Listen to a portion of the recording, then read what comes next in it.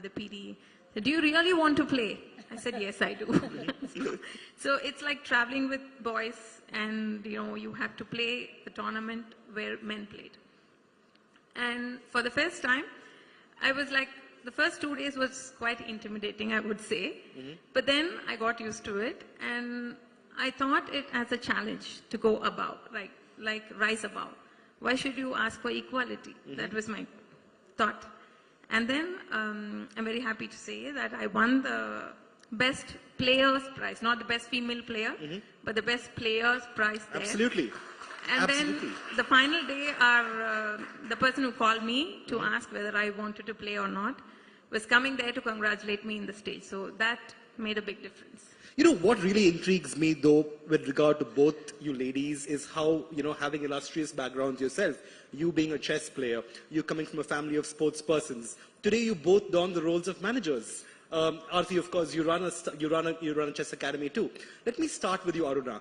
How did that happen? Most journalists in Chennai know that to get to Mr. Vishwanathan Anand, you go through Mrs. Aruna Anand, and that's a well-known fact. How did that come to be, Aruna, and how has that journey been so far? And what have you brought to the table, really, that Vishy may have lacked on his own, as a man, if you will? I think the one thing that I brought to the table that he definitely lacked was a sense of reality. Okay. Because most chess players, they live in their Interesting, own world. coming from someone who probably, is known to make calculations on the chessboard.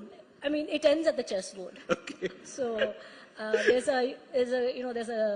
this thing he was playing in a tournament. Those days you stored all your information on a floppy disk, and then you kept it in the hotel safe so that the information is safe.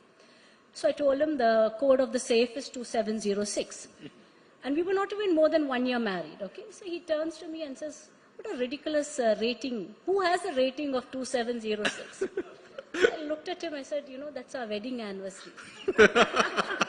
And it actually took him 1 minute to realize that it was 2706, which month and which date it was. And we're still married.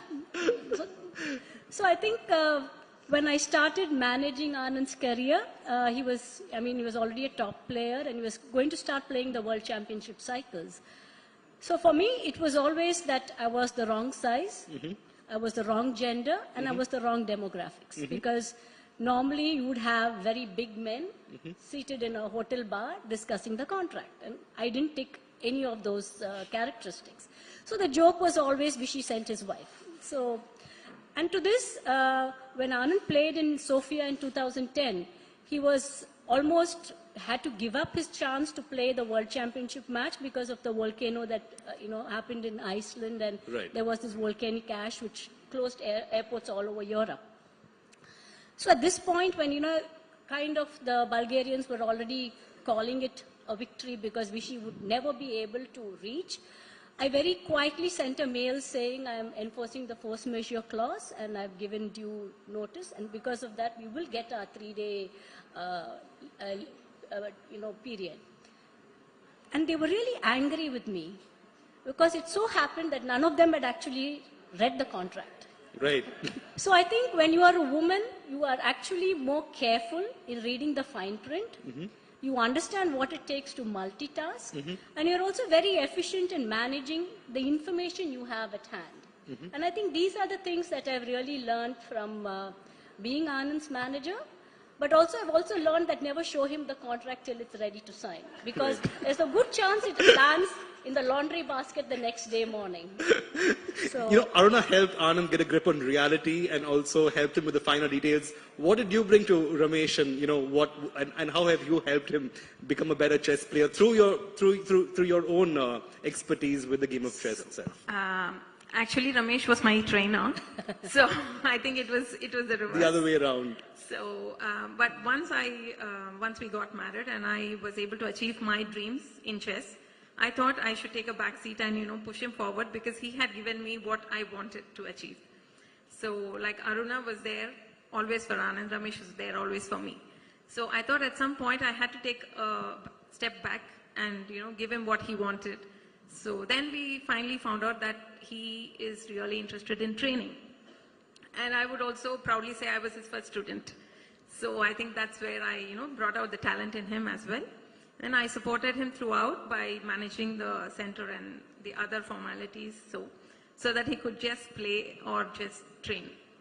So I think that is my thing on managing Chess Gurukul. Right. But stepping away from chess for just a bit, Aruna, what do you think are the common barriers that women sports persons tend to encounter today while hoping to make a bigger splash for themselves? It's kind of ironic that I'm asking this question. I will admit and agree. Some of India's most well-known sports stars of late, Olympic medalists at that, are women. And yet here we are having this conversation about gender barriers when it comes to sports, chess included, if you will.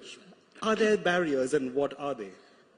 If you take India, for instance, we do excellently in the age category even. So under 8, under 10, under 12, you'll find, little girls winning and doing excellently. And then round about puberty, you will see that there is a slight drop-off.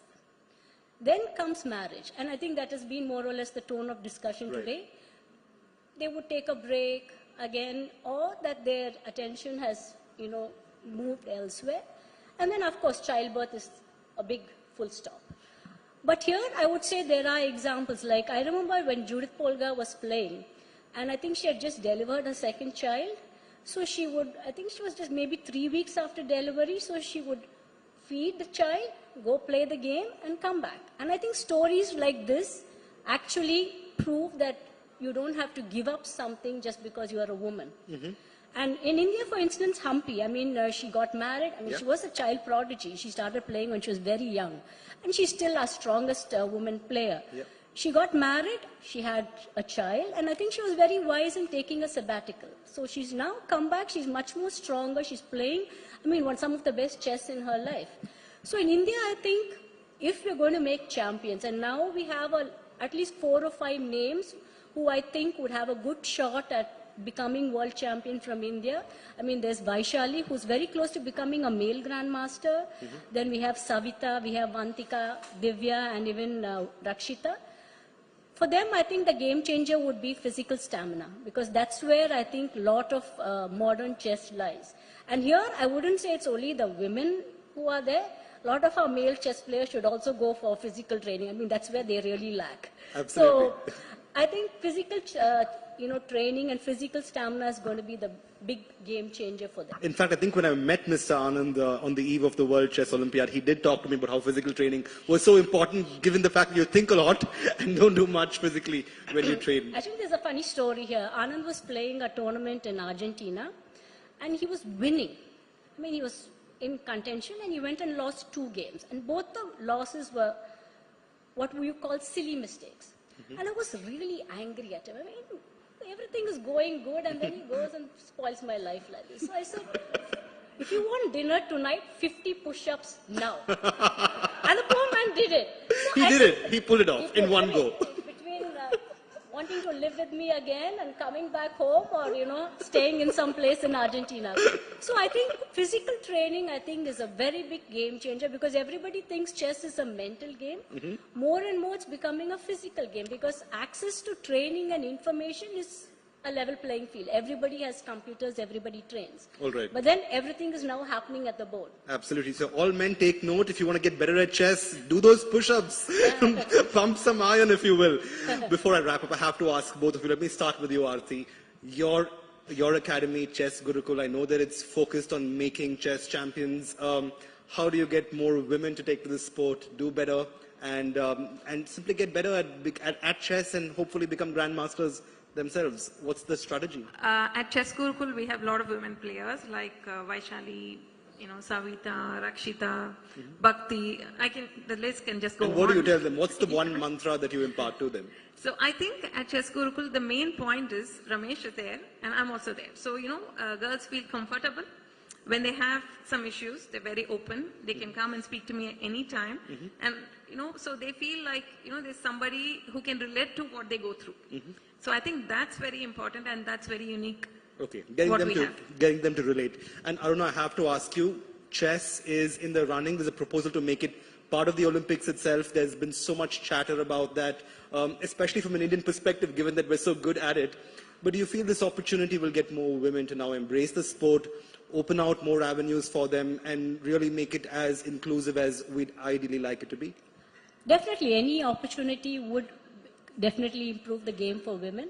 But I think personally, if in the next 5 to 6 years, we see a woman in contention for the world championship, the absolute world championship, I think that's where we would have broken the glass chessboard, if you may call it that. All right, there you go. The glass chessboard can possibly be broken, and both these ladies could well be at the forefront of making that happen. Aruna Anand and Aarti Ramaswamy, everybody, give them a round of applause, if you will.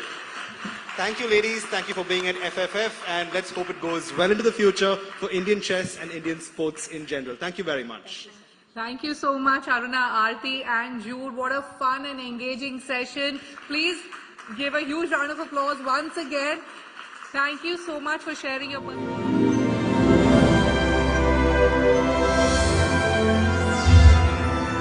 HSBC presents CNBC TV 18 Future Female Forward, the Women's Collective.